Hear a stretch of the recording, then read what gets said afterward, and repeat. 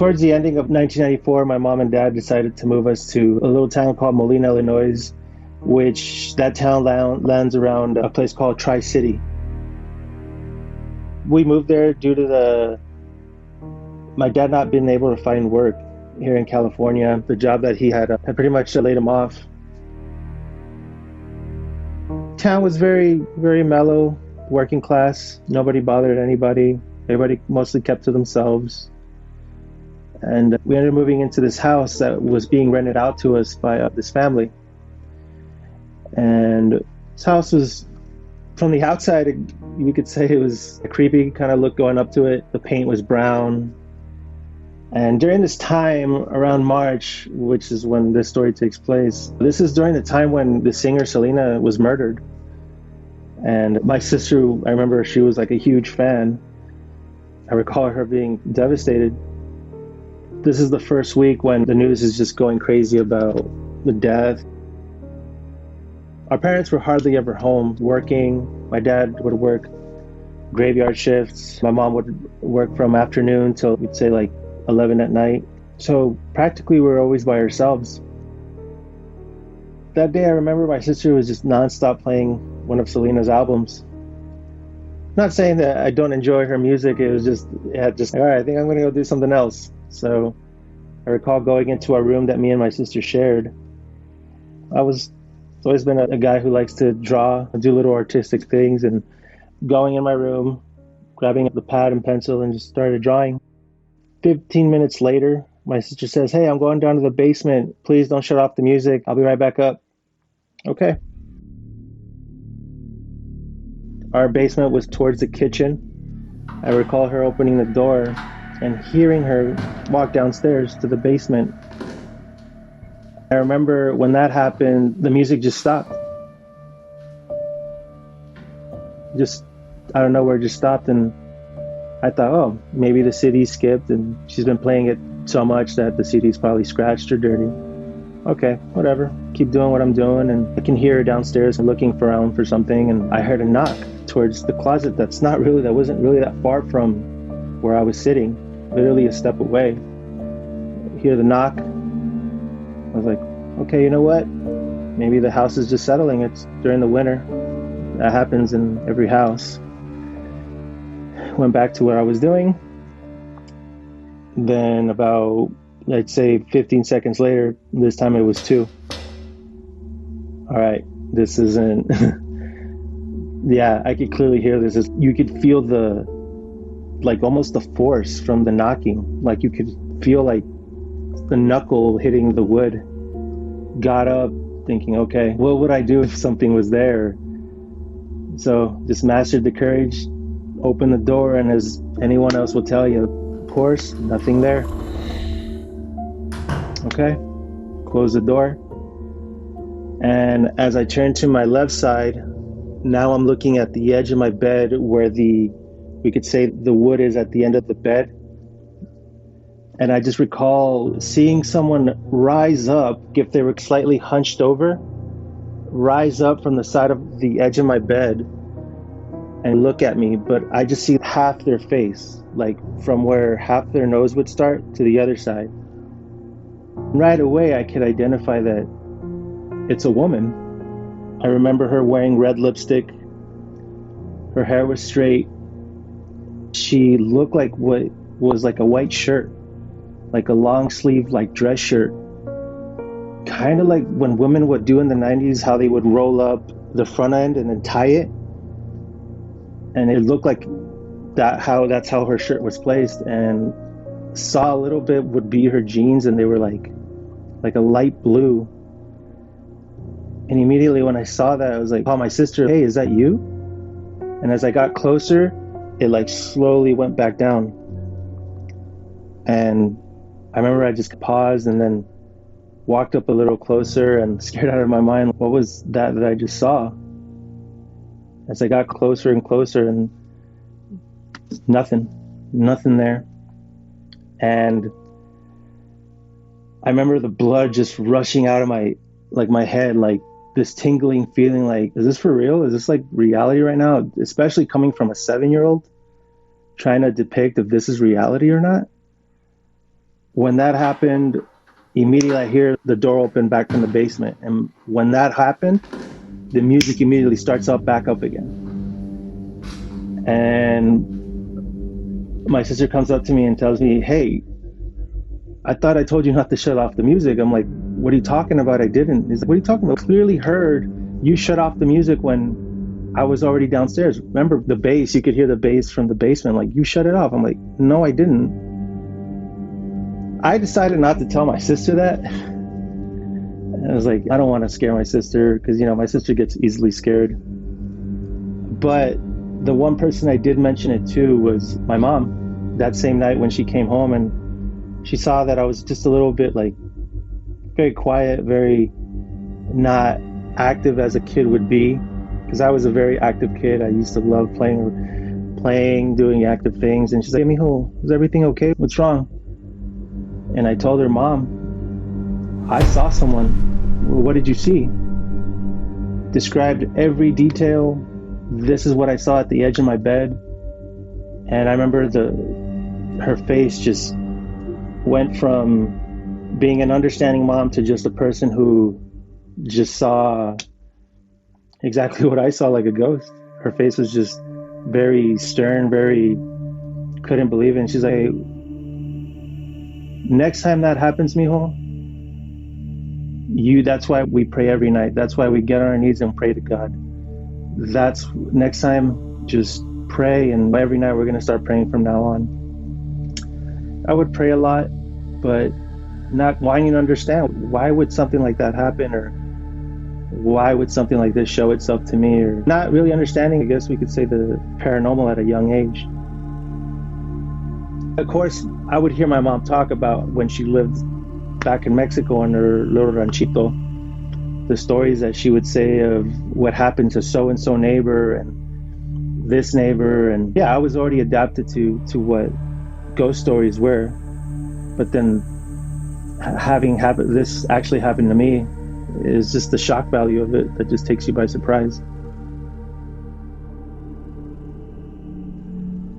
And my mom is from a small little ranch, and they're in the middle of nowhere. The only thing that surrounds this village is mountains, just tons and tons of mountains. The one thing I remember she recalled telling me when she was a kid growing up, that the one common thing that she would hear things happening was at night when they would be sleeping, they would hear horses, like a bunch of horses, like almost an army of horses running and dragging chains.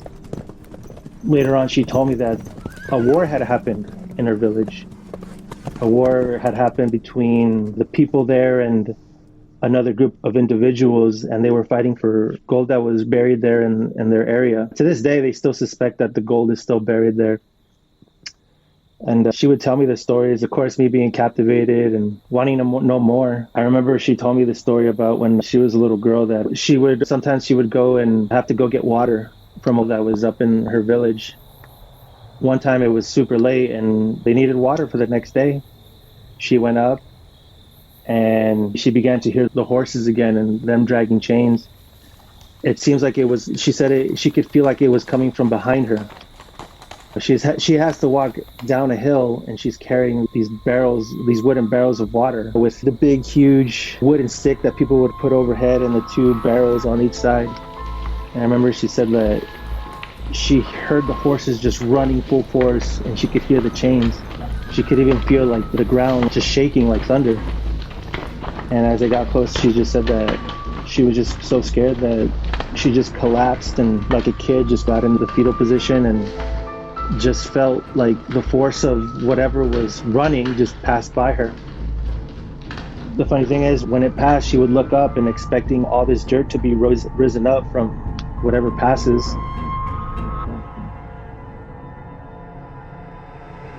And there'd be nothing there. She's told me a lot of stories, but a lot of them just probably got lost as I got older.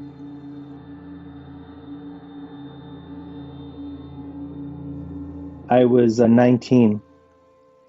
And during this time, my mom and dad were definitely having some marital problems. My mom was very suspicious that my dad had another woman in his life.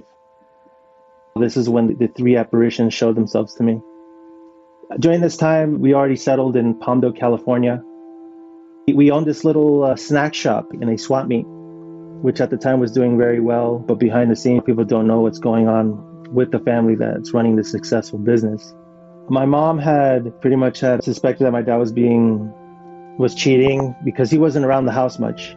He always was in his job down in the valley and wasn't around much. So you could feel the vibe wasn't very a good one here at home.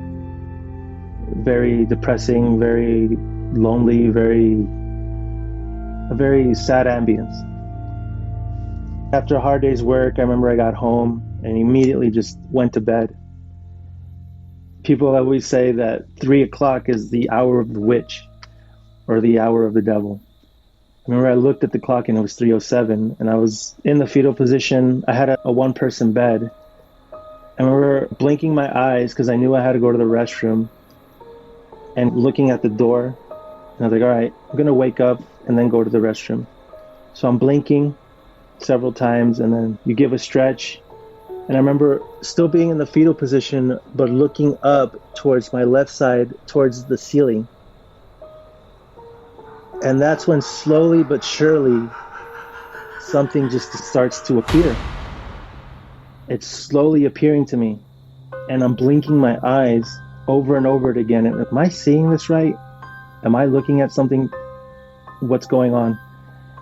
And as it slowly starts to make itself more in focus, I realize that it's a young boy.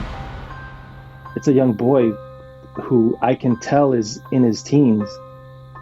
He looked like about 15, 16. I recall him wearing this light gray shirt that I depict as a baseball shirt. It has the different colored rings on the collar and on the collars of the ends of the shirt. And he's on top of me. He's laying on top of me with his hands folded, like when someone's watching TV, they lay their head on their hands. And he's laying on top of me and he has reddish hair, curly reddish hair. And his hair's pretty long. And I recall that he had a beanie, the same color as his shirt, a light gray beanie. He's not looking directly at me. He's looking at the wall behind me. And I keep blinking and opening my eyes. Am I seeing this correctly? Is this for real? And there was a brief moment where everything just got quiet. I couldn't hear myself breathe anymore. And that's when he looks down at me and then looks right back up to the wall and gives like a gentle chuckle. And that's when he started to fade out. And at that point, I was pinching myself. Am I really awake right now? Is this for real? I could slowly see him fade away. And at that moment, once again, it was just the shock of it happening. And I recall just going back to when I was a kid, when I would have these night terrors that would send me running to my parents' room and pretty much crying that I wanted to sleep with them. But at this time I'm 19, but I felt that feeling once again of being a kid, like I want to run to my parents' room right now. And I'm still awake. I'm pinching myself. This has to be a dream. No, it's not. I would fall asleep and then wake back up. The vibe that I felt from this apparition wasn't a negative one. I could feel this person was just passing through, and we could say wanted to make himself noticed. It was like as if I knew he wasn't there to hurt me or harm me. But about 3 weeks later, another apparition shows itself to me. This one was a little more frightening.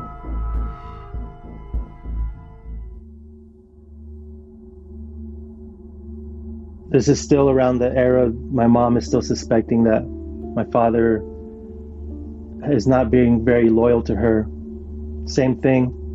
Came back from a hard day's work from our little store, go to bed, and this time I recall waking up at 3:06. During that week I had gotten a bigger bed, a queen size bed, I remember being on my left side this time. When I woke up, I looked at my clock, it's 3:06, and I turned towards my right side, blinking again to wake myself up to go to the restroom. As I'm blinking, I'm looking towards to what would be my TV at the other side of my room. I'm blinking, and then once again, I could see something at the end of the room start to appear. Slowly but surely appearing, and I started to do the same thing, blinking to make sure that I'm fully awake. And it's starting to like literally walk up towards me, and I can tell it's a woman. And she's literally wearing this pink dress that would look something out of 1912, like the movie Titanic. She's wearing this hat that resembles the same thing, and the outfit just looks like something from that time period. But her face was just very decrepit, very like she almost looked like she just died. She came up, she was like literally almost inches away from what could be my face. And I remember just immediately I just heard myself curse and just flip to my left side and just throw the sheets on top of me, just scared out of my mind. And when I have the sheets on top of me, I can literally feel her like on the other side of the sheets. I feel this heavy energy that just was not a good one. It was not a good one. I remember I began to pray. I recall my mom telling me whenever that happens, pray. It brought me back to when the first apparition showed itself to me. I began to pray. And slowly but surely, I feel the ambience kind of change from a heavy mood to a lighter mood. And that's when I remember I just took the sheets off and just looked, and thankfully, as always, nothing there. 3 weeks later, this is still during the time mom and dad are not good in their marriage. Come back from a hard day's work from the store, went to bed. Now I'm on my right side in the fetal position. Wake up, look at the clock, it's 3:05. And at this point, I'm like, if I turn around, what's going to be waiting for me there? And I remember, okay, blink, make sure you're awake, make sure you're fully awake. So I turn around to my left side, and once again, something slowly but surely starts to appear. And this time it's a young lady in a white shirt and like light blue denim jeans. And her hair is like in a flat top. And her face is just completely she looks like death itself. I remember she had no eyes. This one was different because the ambience it didn't feel dark. It felt very heavy. Like I could feel it in my chest. And that feeling that I got was the exact same one when I would have night terrors. And I remember the next thing she did, like locked eyes with me. And the next thing I know, it just lunged itself at me. And when that happened, I just turned around as fast as I could to my other side, to the point where I fell off my bed. I remember hitting my head against the furniture that I have next to my bed. And yeah, thankfully I wasn't hurt, but this time I was like, what's going on? Why is this happening? Why do I keep seeing these apparitions show up every 3 weeks apart? And same thing, I went to the restroom, splashed some water in my face, and I didn't sleep at all that night, at all.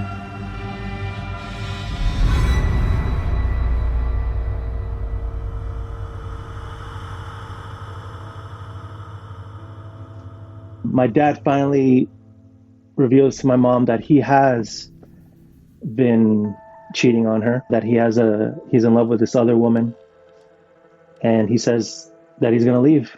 By this time, I'm 21. Now I have an understanding that some relationships are not gonna work out. I'm old enough to know that they're grown adults and maybe they don't feel that fire that they used to feel for each other.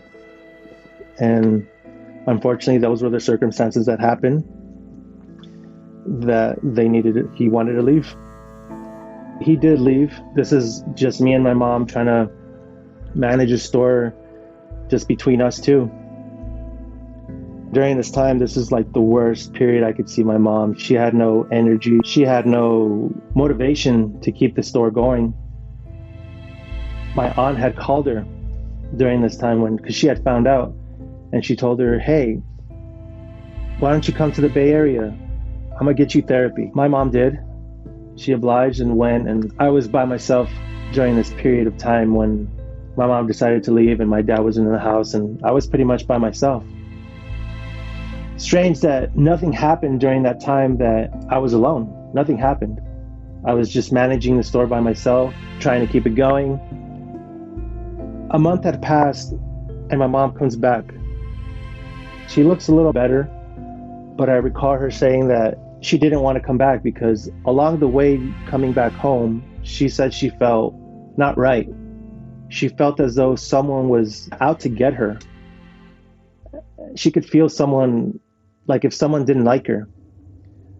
I remember she got home and my dad just happened to show up. My dad at this time, he's still paying the mortgage and the bills that arrive. And of course, I'm trying to do my part to keep the store going, and any bills that he needs help with, I'm helping him too. He comes back, and I remember my aunt leaves back to the Bay Area that same night, and my mom keeps telling me, I don't feel right. There's just something that's just not right, and it has to do with your dad. There's just something not right. I don't know, I just feel something's wrong. I feel like I need to run away or get away from your father, because there's just this energy that just it's stuck to him. I'm like, oh, okay, Mom, just try not to think about it. Just, he'll be gone tomorrow, and it'll just be me and you. And you can tell me everything that happened in the Bay Area. So I remember that night we went to go get In-N-Out, and we came back, and my mom kept telling me, I feel like something is not right. Something's telling me to run. And every time she just tells me that, it just would send like shivers down my spine and like this feeling in my gut. I remember we got home, took the food out of the car, began to give each person their meal. I remember my dad went to the restroom to wash his hands, and once again my mom states, I don't feel right, mijo. Something is in this house and I don't know what it is, but it's attached to your dad. My mom is also very superstitious, along with me. Remember, my dad comes back, we all sit down, it's just the three of us. I begin eating, and it's very quiet, no one's saying anything. The TV's turned off, there's nothing, there's no noise, no music. And as I'm chewing, I just see my mom just stand up really fast and then start walking out the front door. And in my mind, I was like, that was weird. But she says she just doesn't feel comfortable on my dad. Maybe she just wants to go take a walk. Maybe that's what she's doing, because she did state that she wants to get away from my dad and feel like she wants to walk away. Like, all right, maybe that's what she's doing. She just wants to alleviate herself from that feeling. But what kind of made it suspicious was when I heard the cup that she was drinking her soda from fall to the floor outside, and I can hear the ice just spill on the pavement. And I turned around and I just see her just leave, and I got up, went out the front door and looked down the street, and I could see her turning, like just walking away. I'm like, okay, that's strange. Okay, maybe she just needs to get away. I go back in the house, sit down, but something just does not feel right. And everything just kept pointing to that cup. Like, why would she just drop her cup like that and just take off?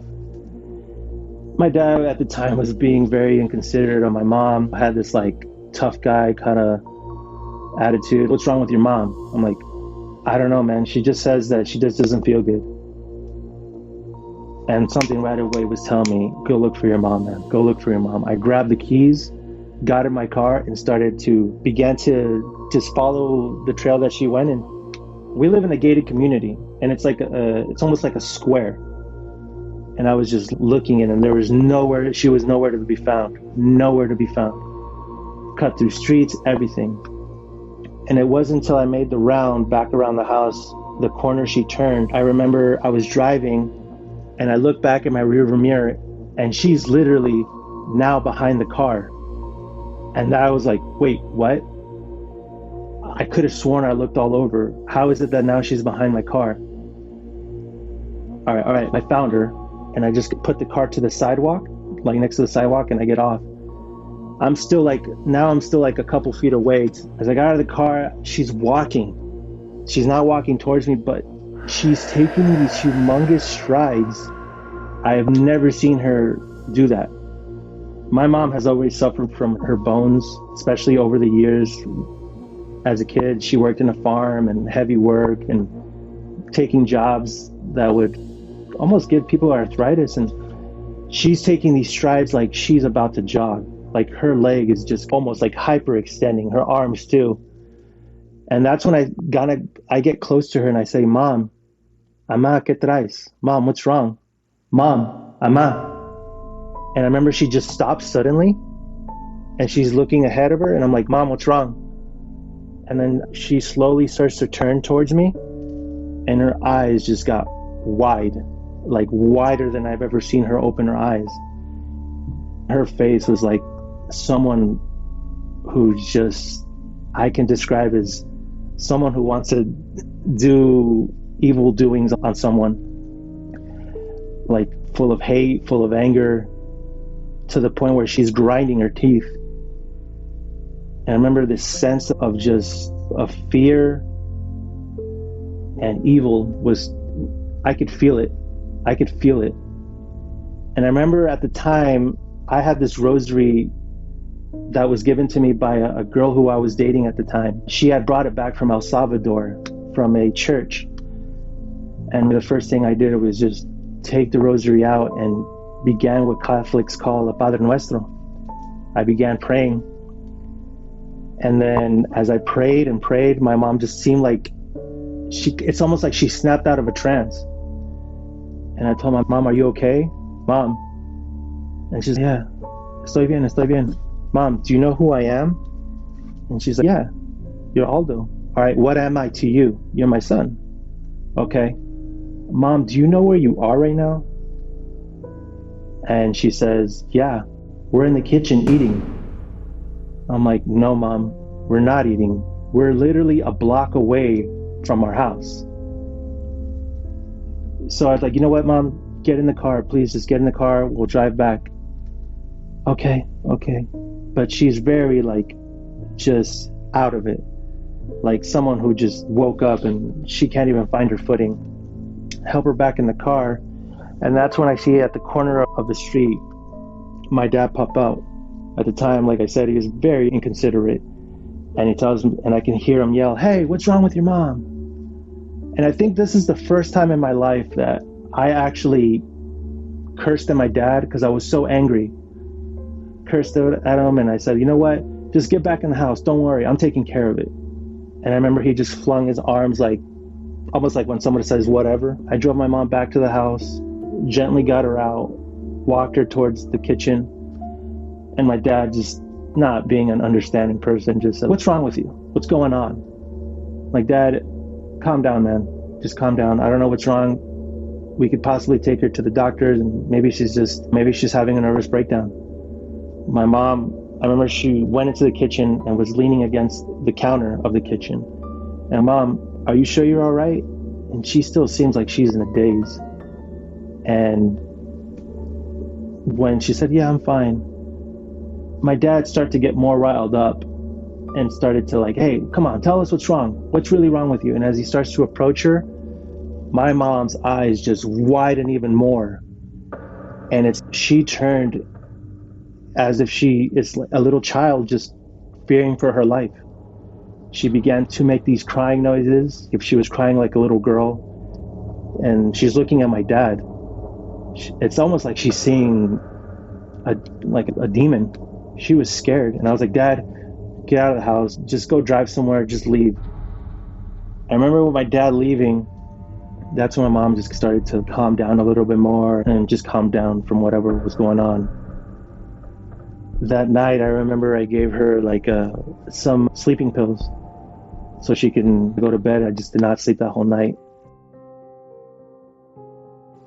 The next day, I told her, Mom, do you know what happened to you yesterday? And she's honestly, she looked 100% better. Do you want to know the truth? When I was around your dad, I could actually see something behind him. I saw a shadow, and it just engulfed his whole, like, what was behind him. And when I was around him, I wanted to run as far away as I could. And she told me, when we sat down to eat and I was eating my food, I don't remember eating my food. I just remember something. I could clearly hear it at the end of the block, even though the door was closed. Something telling me, hey, come here, come with me, come on. And say my mom's name, come on. And somehow my mom says is she just obliged, got up, and she was walking outside, and she said it's like she saw somebody calling her, hey, like even waving their hand, come on, let's go this way. And she kept following, hey, come here, come with me. And I told her I could not find you until I saw you behind me. I couldn't find an explanation how she got behind me. That's what happened. I heard this voice and it was calling me. Like, do you remember, what kind of vibe did it give you? And she said, I didn't feel any vibe. I just know that I just needed to follow it. And that's the only thing I felt. So now, about a couple months passed by, and she revealed to me that she actually had gone to a medium. And the medium told her, my mom just wanted to know what was going on with my dad and everything. Why is it that their marriage just seemed to fall apart? My mom was always a loving woman, always attended to my dad, everything.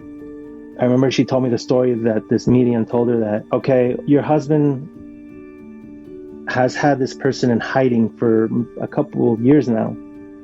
Your husband's relatives knew about it. And I think when the bomb was dropped on me was that she told me that the medium had told her, your relatives don't have a really good liking to you. And it appears that your husband's relatives have actually done brujeria on you and have decided that you need to be removed out of the picture. This has been happening for a couple years now. And I asked myself, is that why I saw those 3 apparitions? Is that why my mom got up and left and heard this voice? When she told me that, it literally sent shivers down my spine. But then she said, right now, how do you sense your husband? It seems like he's, I guess we could say, back to normal. It's like, okay, here's the thing.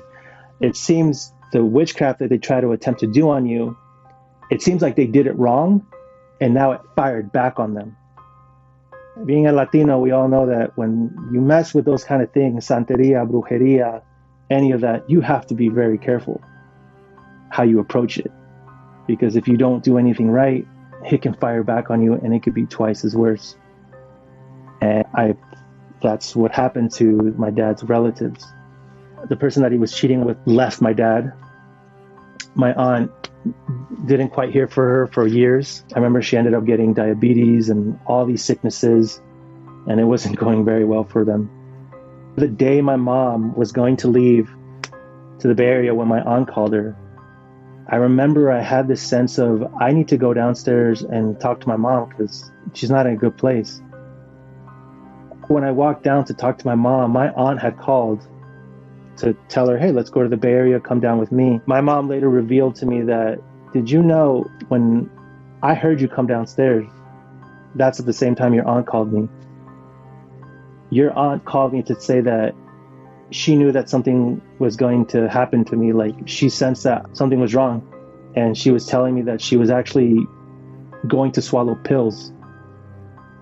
But yet somehow me and my aunt sensed this, and that's why I had gone downstairs and why my aunt had called her. Somehow we sensed it. And my aunt's all the way down in the Bay Area, and I'm over here in Palmdale, here in this house, and we both sensed it simultaneously. I never thought that things like that would happen with my family. My mom, like I said, would tell me stories of these things that people would do. Always tell me, mijo, be careful. Be careful who you interact with. Be careful that you don't make the wrong person mad. because I can tell you from experience, from neighbors' experiences, that some people practice some things that are not holy, and they can harm you. So always have a good spirit, mijo. Always have a good heart. Don't belittle anybody. Don't do any wrongdoing. And remember, the next thing she said is something that I always carry, is that she told me that todo en esta vida que hacemos se paga. Everything in this life that we do, we're going to pay for it. Things started to make a little more sense recently when the secret that was revealed to me through my cousin from my mom's side of the family. Through the years, I've gone through some depressing moments in my life, but I like to say the most depressing one had to be from 2012 to 2017. I was in a very dark place. I was getting out of the relationship with the girlfriend that had given me the rosary after 4 years. I was so distraught that I painted my room a certain color, a dark color, and I guess that was my way to unwind everything that I was feeling. And I never really took any look at it or took it to account until when visitors would come or family would come to visit us. And my mom would like, mijo, make sure you have that room clean because you remember they're going to stay in your room. Okay. But every time when someone would, from my mom's side of the family, would come to stay in my room, they always say, you know what, it's fine, we can sleep down here. And it was every time. And evidently, an aunt told me, oh, when I stay in your room, I feel a lot of sadness, a lot of depression. And it was always a constant thing throughout the years. And then recently, my cousin tells me, Primo, the reason why we never want to stay in your room is because, have you noticed that there's faces in your walls?